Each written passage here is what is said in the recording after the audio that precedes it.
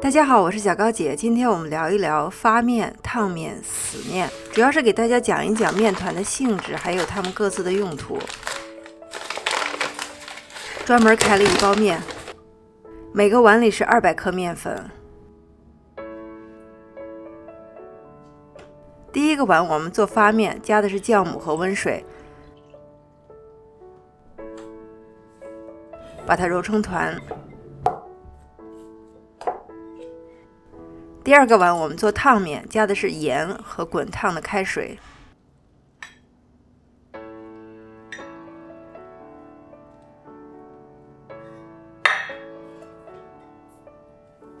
这个稍微有点烫，我们把它晾一会儿。第三个碗做的是死面，加入的盐和温水，也把它揉成团儿。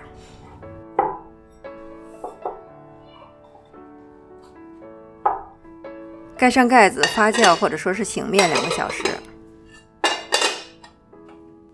2个小时之后我们看一下，你可以看到这个烫面跟死面的大小没有改变，但是这个发面的大小已经长了1倍以上。我们来仔细看一下发面，这个面是可以被拉长了，它是有一定的延展性，但是它拉的不是特别长。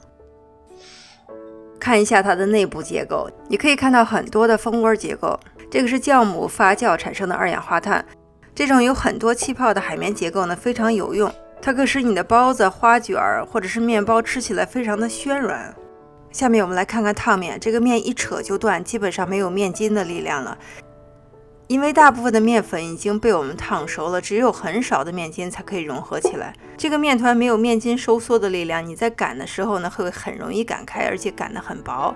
我以前用这个面团做过春饼，但是呢，大多数的时候呢，这个面团是要跟其他面团混合使用的。第二个呢，用开水烫过的面团在保持同等硬度的时候呢，它可以吸收更多的水分，更多的水分就意味着可以更加柔软。最后我们来看一下死面，它可以扯得相对更长一些，就说明它这个面筋融合得非常好。这个面吃到嘴里头是有筋性的，所以这个面团经常是用来包饺子、做面条，最有代表性的用途就是扯面。左边是死面，右边是烫面。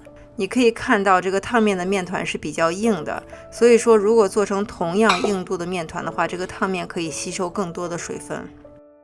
这3个面团呢都有它自己的用途，但是最有趣的是看你怎么把它们搭配在一起了。把烫面跟死面混在一起就是半烫面，这个半烫面最主要的用途就是烙饼。你要的是这个烫面的软，还有这个死面的筋性。你把这个发面跟这个死面混在一起，可以称之为半发面。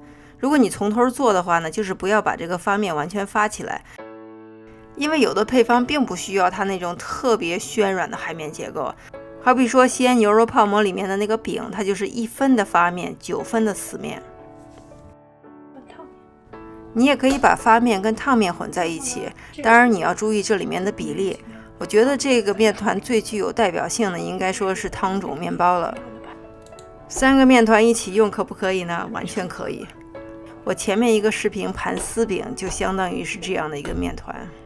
面食的花样实在是太多了，各种不同的组合，各种不同的比例。